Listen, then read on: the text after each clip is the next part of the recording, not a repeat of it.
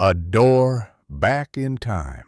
Every generation carries its own kind of magic, but those of us who grew up in the 1950s were given something truly special. When I close my eyes, I can still hear the soft crackle of the radio, see the chrome glimmer of cars lined up at the drive-in, and feel the excitement of a Friday night when the jukebox came alive. Life seemed simpler yet richer, woven with family, neighbors, music, and a sense of community that filled every corner of our world. We didn't have smartphones, laptops, or streaming services, but we didn't miss them. Instead, we had porches full of laughter, streets filled with children's games, and radios that carried voices and songs we all shared together. If you lived through it, you'll know the glow I speak of. If you didn't, then let me take you by the hand and walk you back through those golden days. Days where joy was found not in excess, but in togetherness. The music that stole our hearts.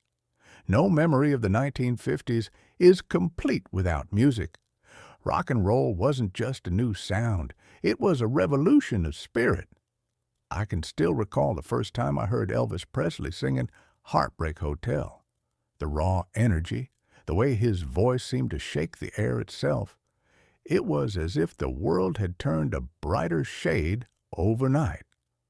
We crowded into diners, dropping dimes into glowing jukeboxes, watching the lights spin as Chuck Berry, Buddy Holly, and Little Richard filled the room. The music had rhythm you could feel in your bones. Parents sometimes shook their heads, but deep down, I think even they couldn't resist tapping their feet when Bill Haley's Rock Around the Clock came on. School dances and sock hops became magical nights. Gymnasiums decorated with streamers, boys nervously smoothing their hair with Brill cream, girls in poodle skirts and bobby socks waiting for the first song to play. And when it did, we came alive. Music was never solitary. You didn't isolate yourself with headphones. You shared the experience. Friends swayed shoulder to shoulder, siblings sang along on porches, and even the radio in the family car became a concert hall. Those songs are stitched into our memories forever, and hearing them today still lifts my spirit like nothing else can. Cars, chrome, fins, and freedom. If you ask anyone who was a teenager in the 1950s what symbolized freedom, the answer will come quick. The car. Oh, those cars. They weren't just machines, they were art in motion. The Chevrolet Bel Air, the Ford Thunderbird, the Cadillac Eldorado, with its unforgettable tail fins, every one of them felt like a spaceship ready to soar. I remember when my buddy's older brother rolled up in a two-tone Chevy, turquoise and white, polished so well you could see your face in the chrome. The whole neighborhood gathered as if he had brought home a movie star. Cars weren't just for getting places. They were for cruising down Main Street with the radio blasting, for loading up with friends and heading to the drive-in, for parking under the stars and dreaming big. Gas was cheap, roads felt endless, and driving was an adventure in itself. We didn't need GPS. Part of the fun was discovering where the road might take us. Compared to today's sleek, computer-driven cars, those vehicles may seem old-fashioned, but to us, they were freedom on four wheels, and the memories of those rides remain some of the sweetest I hold. Neighborhood life, streets of friendship. Our neighborhoods were more than just clusters of houses. They were little worlds. Every street had its characters, every porch had its stories, and every yard was a playground. Doors were rarely locked because trust was the unspoken rule. Kids roamed in packs, inventing games like kick the can, Red Rover, and stickball. When the sun set and the street lights flickered on, that was the universal signal to head home. Mothers leaned over laundry lines, chatting while clothes swayed in the breeze, and fathers pushed hand mowers, whistling a tune from the radio. Summer nights were alive with the glow of fireflies. We'd run barefoot through the grass, chasing little sparks with jars in our hands, until our mothers called us in with promises of lemonade or slices of watermelon. Looking at neighborhoods today with their closed garages and quiet sidewalks, I sometimes think about how much life once spilled onto the streets. We didn't hide behind screens. We shared front porches and yards, and that sense of belonging, of being part of something larger than yourself, is a treasure I'll always hold dear. The radio and the glow of television. Before television became a household staple, radio was king. Families gathered around it to listen to baseball games, comedy shows, and dramas that painted pictures in your imagination. I can still recall the thrill of hearing a Yankees game narrated by a booming voice, every crack of the bat brought vividly to life by words alone. But then television came, and what a marvel it was. That glowing black and white screen became the center of family evenings. We laughed at I Love Lucy, followed the Lone Ranger, and marveled at variety shows that turned weeknights into events. The TV wasn't a distraction that pulled us apart. It was a magnet that brought us together. Kids sprawled on rugs, popcorn popping in the kitchen, fathers adjusting antennas, mothers knitting while keeping an eye on the plot. The shows may seem simple now, but the memories are priceless. Family meals and the kitchen table. If the TV was the heart of entertainment, the kitchen table was the soul of the home. Every evening, families gathered to share meals, stories, and laughter. My mother's cooking still dances in my memory. Pot roasts that filled the house with mouth-watering aromas, meatloaf that tasted like comfort itself, and apple pies cooling on the windowsill. We didn't rush meals. Dinner was a ritual, a chance to connect. Fathers asked about school, mothers offered second helpings, and kids tried to hide their peas under mashed potatoes. And on Sundays, oh, the feasts! Fried chicken, biscuits, and gravy that could make any soul smile. Soda fountains offered treats, root beer floats, banana splits, milkshakes, so thick the straw nearly bent. But nothing could compete with the warmth of a family meal. School days and lifelong friendships. School in the 1950s was more than education. It was community. We walked in groups, lunch pails swinging, the smell of chalk and fresh pencils filling classrooms. Teachers commanded respect, yet cared deeply, guiding us not only in lessons, but in character. Recess was freedom, dodgeball, hopscotch, jump rope, and games of marbles on dusty playgrounds. We traded baseball cards, swapped stories, and laughed until the bell called us back. After school, we'd grab sodas from the corner store or ride bikes to the park. Friendships forged then, in the innocence of youth, carried through lifetimes. We didn't realize at the time how rich those bonds were, but looking back, they shine like gold. Sports and the American pastime baseball was more than a sport. It was the heartbeat of the 1950s. Radios carried games into every backyard, and kids imitated their heroes in sandlots.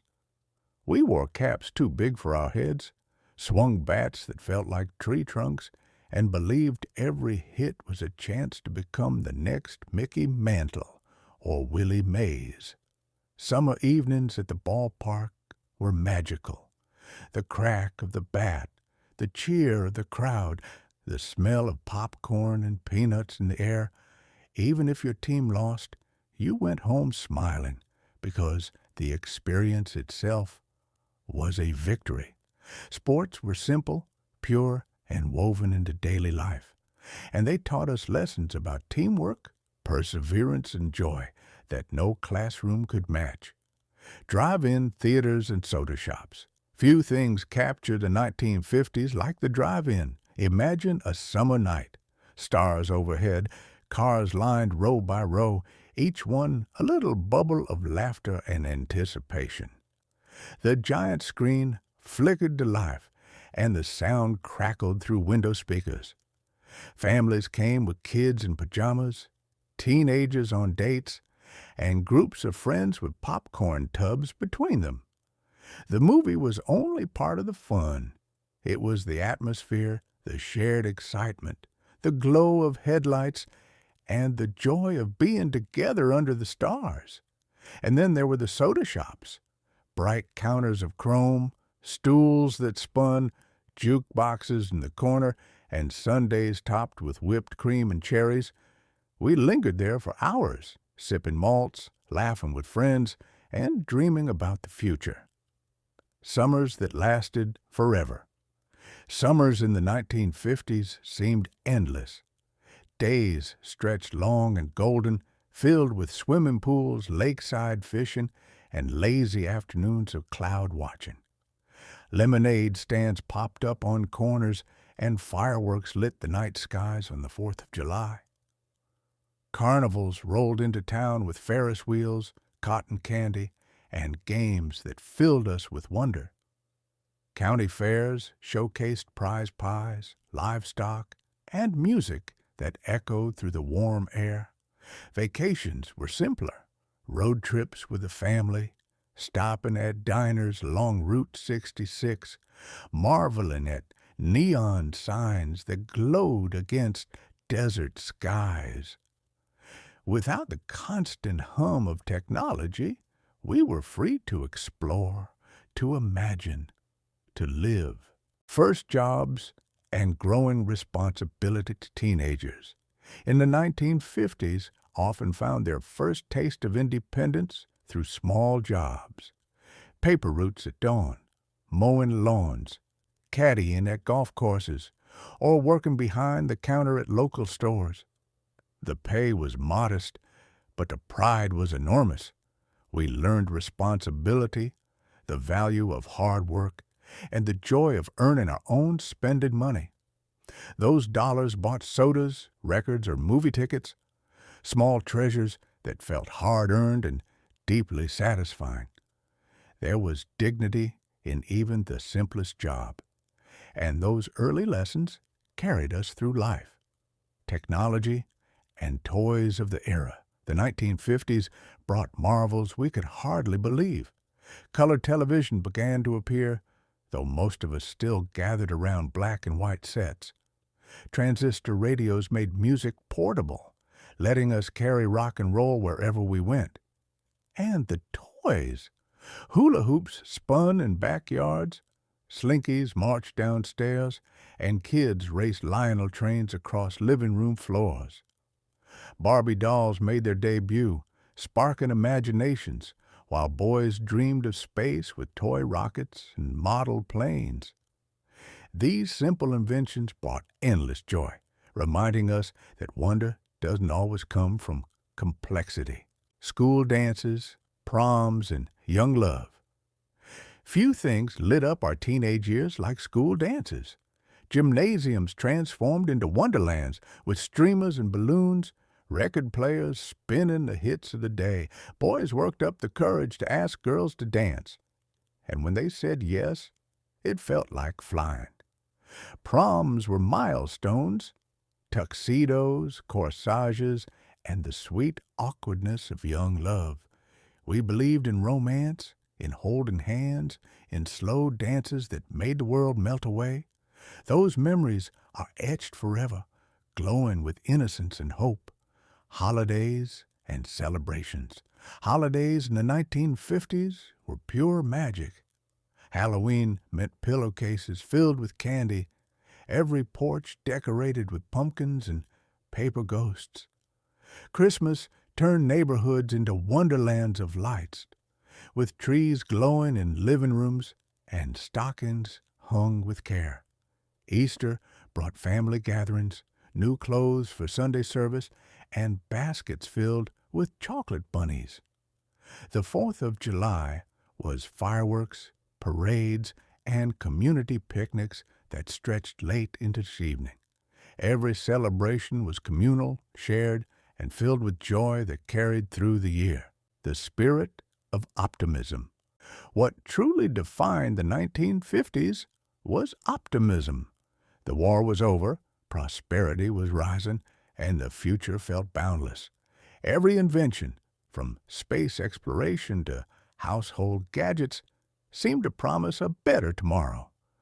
We believed in progress, in community, in building lives filled with possibility.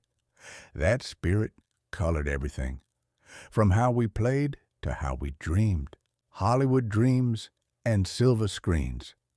If the jukebox gave us rhythm, then the silver screen gave us dreams. The movies of the 1950s were larger than life, and for many of us, Saturday afternoons were sacred. We went to the theater. The marquees glowed with names that felt immortal: Marilyn Monroe, James Dean, Audrey Hepburn, Rock Hudson. I'll never forget seeing Rebel Without a Cause for the first time. James Dean, with his quiet intensity and red jacket, captured an entire generation's longing for independence. We walked out of the theater buzzing, suddenly aware that being young was powerful, even dramatic. And then there was Marilyn, radiant, playful, and utterly unforgettable.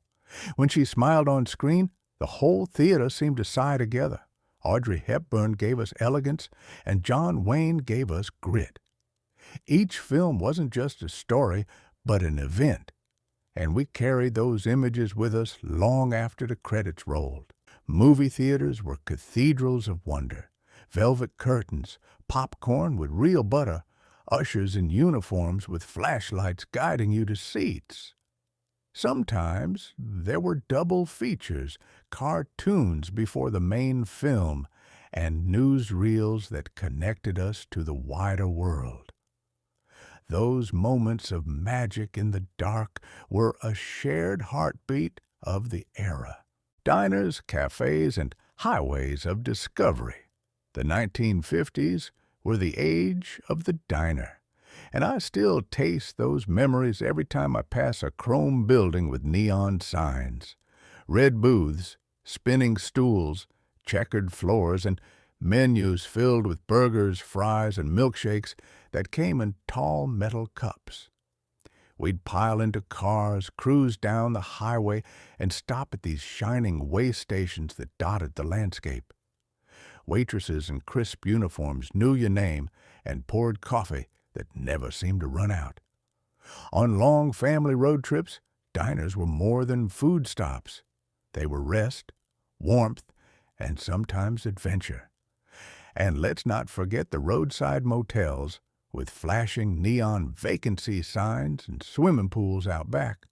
Traveling was slower then, but richer. Each stop felt like part of the story, a chapter in the great American road trip. Words in print, newspapers, magazines, and comics, long before scrolling through screens, we turned crisp pages. Newspapers were delivered by kids on bikes at dawn, landing with a soft thud on porches. Fathers unfolded them over breakfast. Mothers clipped recipes.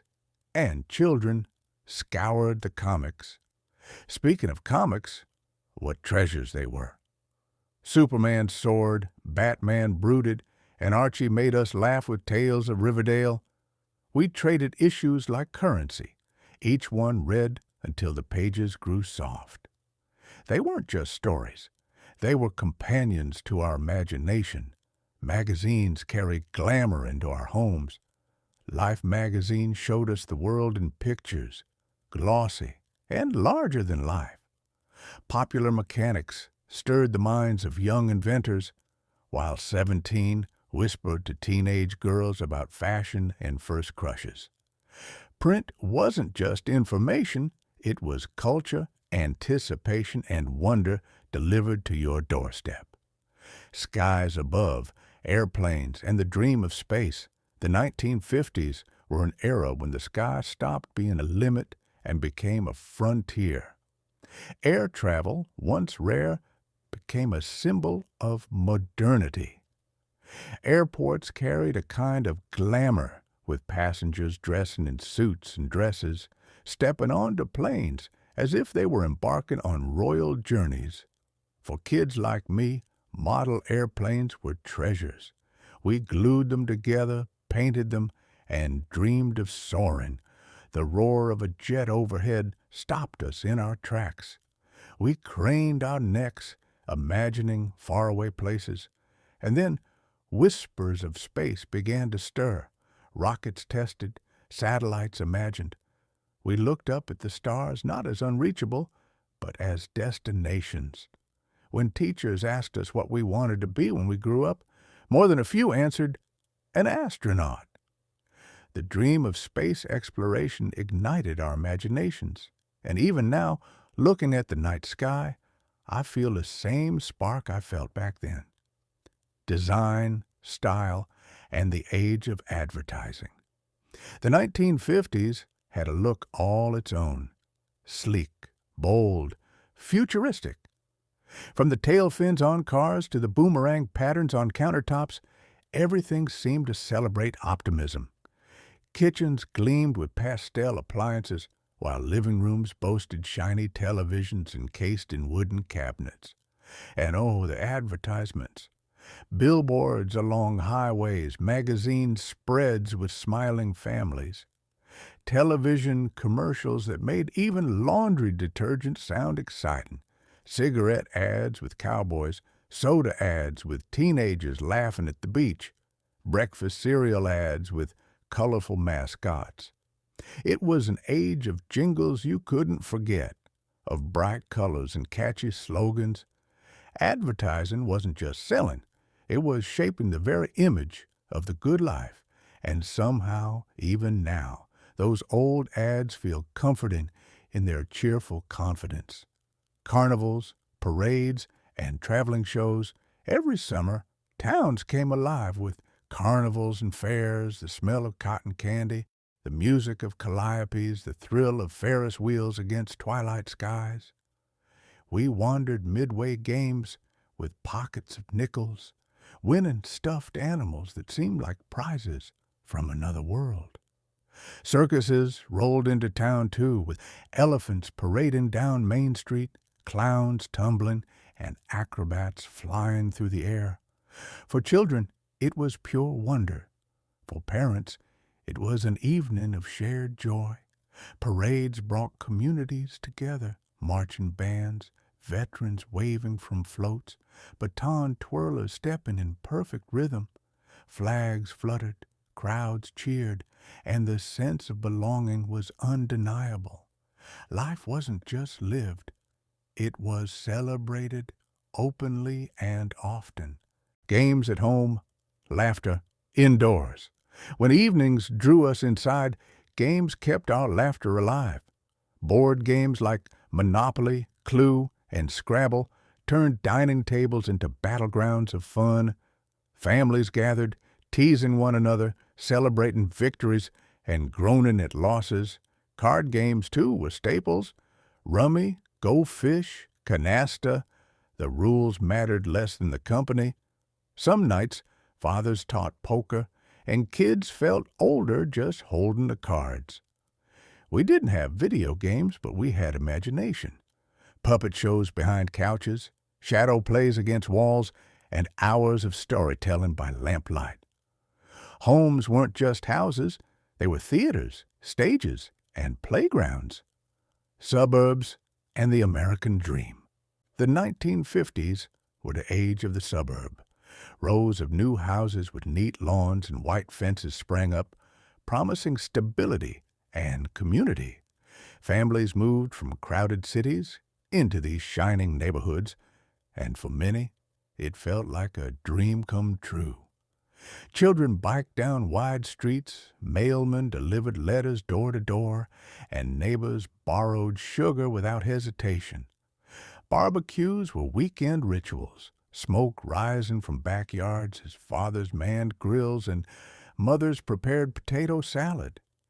New appliances filled homes, washing machines, vacuum cleaners, refrigerators that hummed quietly in kitchens.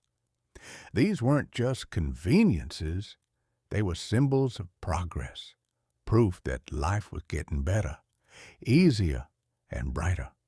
College, learning, and the hope of youth. For those who ventured into higher education, the 1950s opened doors.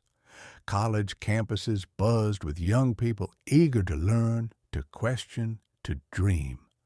Bookstores overflowed with paperbacks, coffee shops filled with chatter, and libraries echoed with the rustle of discovery. Even those of us who didn't attend college felt its influence. Education was valued, respected, and seen as a ladder to brighter futures. Parents encouraged children to reach further, to become more, and that optimism shaped an entire generation. Shopping, window displays, and holiday magic downtown stores were palaces of wonder. Department stores stretched across blocks with escalators that seemed magical and clerks who wore gloves. Window displays drew crowds, especially at Christmas, when moving figures and twinkling lights created miniature worlds. Children pressed noses to glass, marveling at trains, dolls, and snowy villages. Parents shopped with lists, but always snuck in surprises. Shopping wasn't rushed. It was an experience, a ritual, a slice of urban life that felt glamorous. The arrival of shopping malls toward the decade's end hinted at the future, but the magic of strolling through bustling downtown streets remains unmatched in memory. Inventions and everyday marvels. The 1950s gifted us with countless innovations that became part of daily life. Rotary phones sat proudly in hallways, their cords twisting as we stretched conversations as far as they would go. Washing machines saved hours of labor, while refrigerators replaced iceboxes, making kitchens feel futuristic. Television remotes appeared, though primitive, and Polaroid cameras let us hold memories within minutes. Tupperware parties introduced new ways of storing food, while power tools transformed garages into workshops of invention. Each gadget felt like magic, proof that progress was marching forward. We embraced it all, delighted by the sense that the future was arriving at our doorsteps, imagining the world beyond. In the 1950s, the world felt both big and small. International travel was rare, but magazines and films opened windows to distant places. We dreamed of Parisian cafes, Italian piazzas, and exotic beaches we'd only seen in pictures. Pen pals connected children across oceans, letters traveling slowly but carrying wonder. Globes sat in classrooms, and teachers encouraged curiosity about lands far away. Even without instant communication, we felt connected, part of a world growing closer. Optimism woven into every corner, what tied it all together was a spirit of optimism. Whether it was marveling at a new washing machine, dancing at a sock hop, or watching a parade, we believed in the future. We believed in each other. The 1950s were more than just a decade. They were a state of mind painted in bright colors, filled with laughter, and lit by hope. Closing reflection. Now, looking back after so many years, I realize how lucky we were. Not because everything was perfect, but because we knew how to find joy in the simple, the shared, the everyday. We didn't need much to be happy. A jukebox tune, a family meal, a summer night chasing fireflies. Those were treasures enough. And even today, as I sit remembering, I know those golden echoes will never fade. Now, looking back from the vantage point of decades, I find myself smiling every time a 1950s song comes on the radio, or when I see a classic Chevy glide down the street. Those years weren't just a time, they were a way of life. And perhaps that's the lesson worth carrying forward. Joy isn't found in having more, but in cherishing the simple, beautiful moments we already hold.